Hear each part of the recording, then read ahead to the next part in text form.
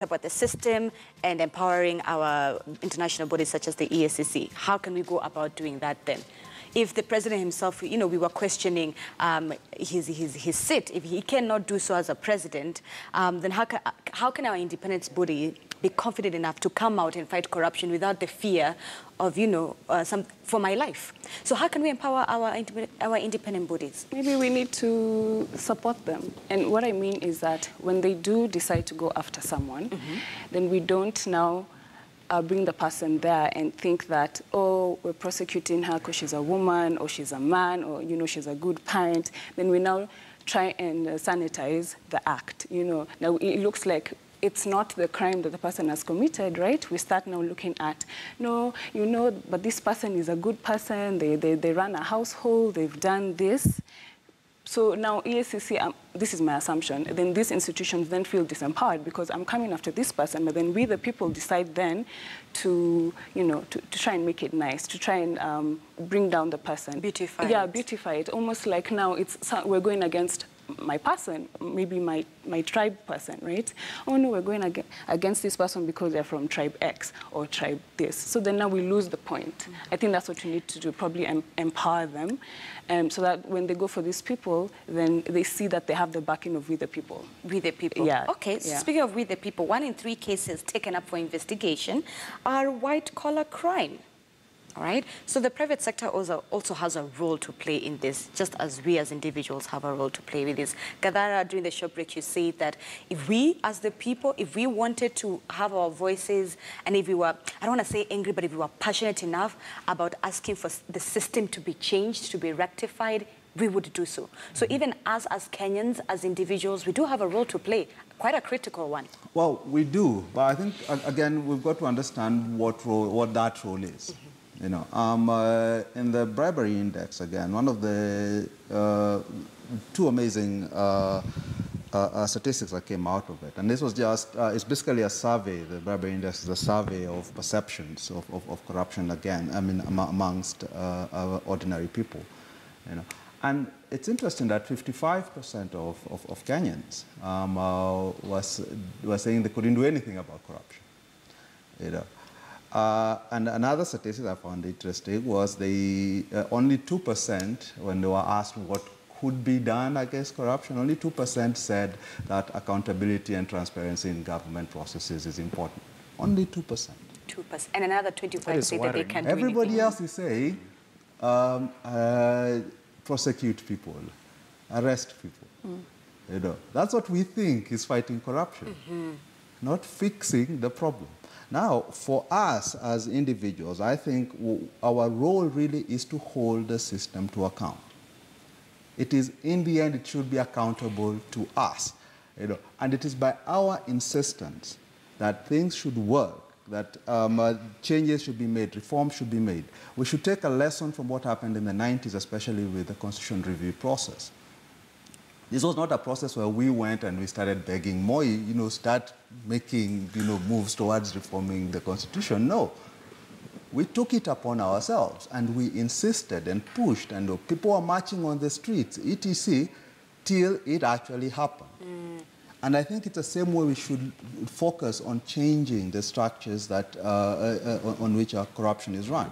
So we have situations such as we saw in NYS, where people are implicated, and then there is this political, the politicians jump in and they start protecting the people they think are on their side, So people like Anwar Guru are being protected by Jubilee and are being seen as being attacked by NASA or by CORD as it was then.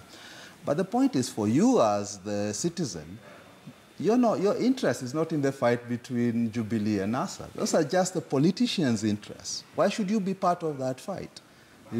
Your interest is, has my money been stolen? Can it be accounted for? And in insisting on that sort of accountability, show us where that money is, and stuff. That's how we hold it to account. It's not by being entrapped in the games that politicians play. When we see them going after the EACC every time it looks like it's willing to do its job, our job as citizens is to protect that EACC. You know, And we defend it. stand with it and we say, no, politician, you cannot do this. You cannot say this. And we make the politicians pay a price. You know, and paying a price is not waiting for 5 years at election time. You hold the system to account every day. You stand up, you write a letter to your newspaper, you write a letter to your MP, you make noise on Twitter, you go out onto the streets. That is how you hold the system to account. This idea that let's wait 5 years and then we will vote people in, we've tried it. Every year since the 60s. Right. We've tried it. We've waited 5 years. We waited till Moi went, and we voted in Kibaki on an anti-corruption platform. What happened? Doesn't work. You've got to hold the system to account on an everyday basis. You've got to have your voice heard every day, and that's how you actually fight corruption. And allow me to divert just a little bit here when it comes to the role that maybe our parents or even we as we have when it comes to it starts within our own households. And the reason I say this is because we saw what happened with the KCB robbery. The father came out and said, if our children are saying that it's okay to get away with millions and billions of Kenyan shillings as a public official, as a cabinet secretary, why can't I? So the thing is, at the end of the day, you have here politicians who are getting away with millions of Kenyan shillings, yet you as a Kenyan, somewhere you steal cattle, you're taken to jail for 26 years. Right? So don't you not think that that should be, we should start teaching our own kids, the next generation, about corruption within our households as early as now, Paul? Yes. I think that is very critical, especially teaching the future generation, the tomorrow's leader, about virtues, about good character, and installing to them a different attitude from what we have today. Perhaps let me begin from the statistics that Patrick is referring to, the Transparency International East Africa Bribery Index. More statistics in that report are alarming. For instance, that only 10% of Kenyans dare report corruption. If they face corruption, only 10%. And 90% will not report corruption. Then they were asked, what is the reason why you can't report corruption? The 90% that said we don't report. And it's for a very simple reason. They are quite sure, they are confident that if they reported a case of corruption, nothing will be done. That is what they believe. And for that reason, they don't report corruption. They will rather be involved in corruption because it facilitates them to get what they want. Samantha, is that a valid reason? And two, no, the reason from the report, not my reason. That is what the report that was established. indicating. Yes. Another report last year in February, the Aga Khan Institute conducted a research on the youth and their perception on corruption. And more than 50% said that they are ready to get engaged in corruption as long as they are not caught. Yes, I saw that. Yes, and they were also asked who their role model is. And to a bigger extent, their role model are the ones who are engaged in corruption and they are able to get away with corruption. So I want to agree with Patrick that we have a system that is rotten. But again, as I said, this system has a leader. That leader has a responsibility to show political leadership on the war against corruption. If he cannot do that, then he's going to frustrate the efforts of the public, the citizen. He's going to frustrate the efforts of the Independent Commission and other agencies, for example, like the DPP and even the judiciary. So what we are saying, this rotten in the system, how do we deal with it? And we need political responsibility. We need political leadership. This political leadership comes down from the presidency. Now, he does not have a responsibility to prosecute, but he can ensure that there is a very conducive environment for the EACC to operate, for the DPP to operate, for the judiciary to operate. But recently, for instance, we held a meeting, a conference, a People's Anti-Corruption Summit, which we have started organizing every year. We began last year, and that was to counter the State House Summit, which came up with no resolution and nothing has been implemented. So we said, why can't we give power to the people? Why can't we empower the people to demand for political accountability, to demand that independent institutions should function effectively, and that the president should also undertake its responsibility to ensure that they provide leadership? We invited all these independent institutions, and what you see, the EACC will blame the DPP for not prosecuting. Right, both offices don't seem to see eye to eye. And the DPP will blame the EACC for providing evidence that does not meet the threshold for prosecution. And the judiciary will also put the blame either on the DPP or the EACC. So what we are seeing is that these institutions are blaming each other. But we have a leader of the system that is rotten. But what you're saying is that if you are a leader of this system, what can you do to ensure that there's a conducive environment for all these institutions? But just before you come in, there's a very valid point that Patrick raised in terms of empowering the people to take up their oversight responsibility, because this is a constitutional mandate for the public to oversight independent institutions, to oversight the presidency, to oversight other agencies. So how do we empower these people to ensure that they conduct their oversight responsibility effectively? And I still stand that the effective leadership, the conducive for them to operate, must come from the presidency. Patrick, before I come to you, I'd like to engage Samantha just a little bit. Samantha, there's something that Paula has said, that during the research, majority of people say we do not report our cases because they don't believe anything will be done.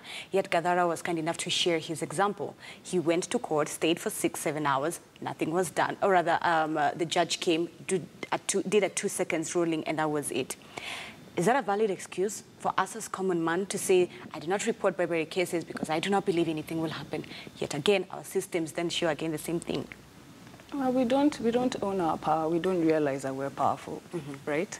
So then that's why we let it be, and then, let it go to other people. We want to ask other people to do what it is that we can do. So again, let's empower ourselves to believe that we can get these people to bow down to us, for lack of a better word, in terms of, listen, you are paid to work. If you don't work, I will fire you. And I'm not going to fire you, as he said, after 5 years. We shall come back, we shall come together, and we shall get you out. So again, it's us owning our own power, and through, of course, oversight, and realizing that, of course, we need to demand for accountability and transparency. So that's where I think that we need to get to that point where it's not a favor you're doing me. It's your job. There to work. Yeah. So work Patrick? and deliver. Two things. First, I completely agree with and that's what I've been saying about holding the system to account. And one of the ways we do that is by first starting to recognize that the system was not made for us.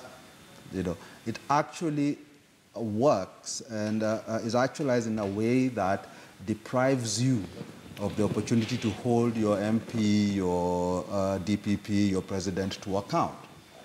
Once you recognize that, then you will be asking, all right, what needs changing so that they are actually accountable, and accountable on an everyday basis. And then we can have that discussion, and we can come up with solutions that we can then push that are not, and this is where I differ with you, that are not dependent on this thing we call political will. What the political will that matters is not the political will of the president. It is the political will of the people to hold the president to account. So that the president has no choice in what he does. He has to essentially do his work, because if he doesn't, he is forced to pay a price. It is the failure within us is not that we don't have values, or we don't hate corruption, or that our kids somehow idolize this. That's not the failure. The failure is our reluctance to actually hold our elected officials and the system itself to account. And once we decide that that's it, that we are willing to do this, then we can force it to work and to deliver outcomes that are beneficial to us and not beneficial to politicians. We've had what I consider quite ridiculous suggestions by the EACC and others that, we should be teaching class 4 pupils about corruption, and this is their solution, as if it's class 4 pupils who are stealing from us. It is not. And as you say, even in the example you gave of the KCB robbery, what they're telling you is these people are viewing, they are seeing what the officials are doing, and they are seeing what the impunity is. The problem isn't the kids. The problem is that impunity, is the fact that they are seeing people get away with it. And they know it is wrong.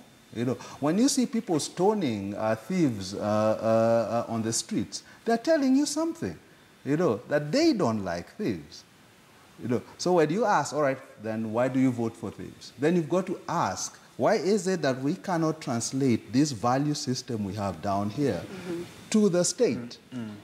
And most of the stealing is done at the state level by state officials. And don't forget, so that we don't confuse issues, how do we define corruption? Corruption is the abuse of public resources for private benefit. It is what public officials do. So when we try and mix it up and we say, oh, but it is the private sector that bribes etc., I say, well, the private sector, actually, who is it bribing and why is it bribing? And a lot of it is because you're not going to get the contract if you don't offer the bribe. So we keep jailing guys. Yeah. One final thing, and you mentioned the statistic about only 10% of people reporting. Yeah. One of the things within that bribery index that it shows is that a lot of those people, I think it was somewhere about 30%, don't report it because they feel they are already implicated. They have paid the bribe. And we've passed a law that says paying that bribe is illegal, can be prosecuted for it. Now, imagine a situation where the policeman has extorted money from you. Mm-hmm. And you go and report, and you're told, well, you paid the bribe. What incentive do you create? So our system incentivizes that silence. And until we start thinking afresh and anew about how we tackle this, about the systematic way we approach corruption, rather than simply looking for a few quick wins, mm-hmm. Then, we're essentially going to get nowhere. Okay. Yeah, perhaps if I might just jump in now. In terms of the system that we have as a country, and I began by saying this, we have some very good laws. We have some good institutions. Right. That are mandated to fight corruption. The question is, then why are they not carrying out their mandate? And it's not because of the citizens. I think the citizens in this country, we have tried. But we have seen systematic plans to ensure that the public do not do anything to fight corruption. For instance, I'll give you an example of last year.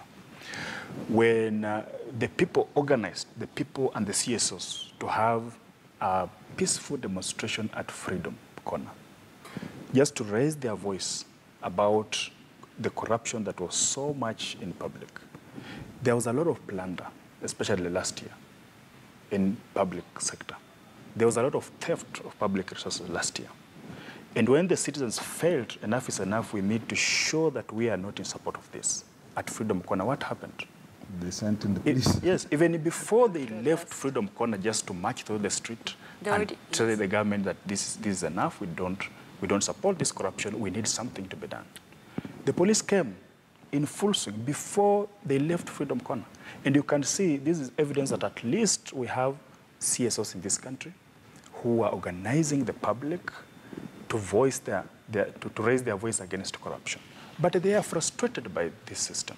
And that's why, to me, I think that the change has to begin within the system and from the leadership of the system, which is the presidency. All right. But Patrick raised a very fundamental thing, which I think I'll just talk about it also.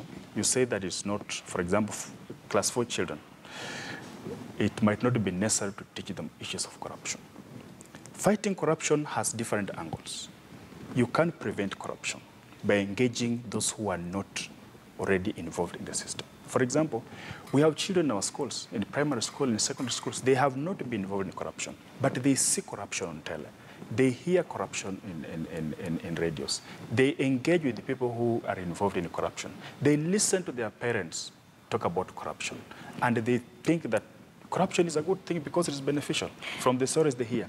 Now, when you teach these young children moral values, good governance, human rights, not to engage in corruption, what you are doing is you are preventing them from engaging in corruption. But there is a different level which we are talking about, and what makes us feel that the system is rot, where corruption is actually taking place. Oh. Now, how do you deal with that? And I think for me, I think we need prosecution. Okay. There are people who have been adversely mentioned in a number or a series of anti-corruption scandals. These people are free. They're enjoying their work. Okay. In fact, they're investing. Some of them are now in parliament making laws. Right, you can imagine what kind of laws they're making. Yes, time is at our side. I think, I'll let you pause on that and give Samantha and Patrick also the last take. Samantha, your closing remarks. I think that we can prosecute, and have people in jail while we're trying to fix the system. Fix the system. Yes, I think that both of them can happen. Okay. And I think that should be encouraged. Patrick? I think, number one, nothing against prosecutions. Yeah. You know, I think I said that at the very beginning. You know, but the idea that prosecutions will fix the problem is wrong. You know, the second thing, the reason we don't have prosecutions, the reason why people are beating on the streets when they go out to demonstrate, is because the system itself wants to preserve corruption. Yeah. Now, bit of history. When the system wanted to keep the old constitution, they beat people, they killed people, people didn't stop. You know. So when I say it's up to the citizens, it's up to you to say we will stand up when they beat us, and we will say it's still got to stop. You know, and in the end, the question is who owns the country? Okay. The president doesn't own the country, the Kenyans own the country, and it's up to Kenyans to decide how they want their country to be run. And until they actually take on the responsibility to insist on that, to push their public officials to ensure the country is run the way they want, you know, it will still be as it is now, which is a system that is predicated on what the president wants, not what the Kenyans want. And Gadara's point closes this morning's conversation. Patrick Gadara, Samantha Maina, Paul, and Nan, thank you so much for coming in this morning. And of course, you, as always, our audience at home for watching. Ashley, International Anti-Corruption Day, what are you doing in your very own small way to fight corruption? I've just picked out 3 things from your panel, and I think it's very important. Stop the blame game, empower ourselves, and let's change the system. That's how I'll sum it up. Wait, the system? Yeah, the system, the entire system. All right, okay. Thank you so much for watching Weekend Express. I'll be with you at 11 a.m. on News Center. My name is Zinzi Kipiko.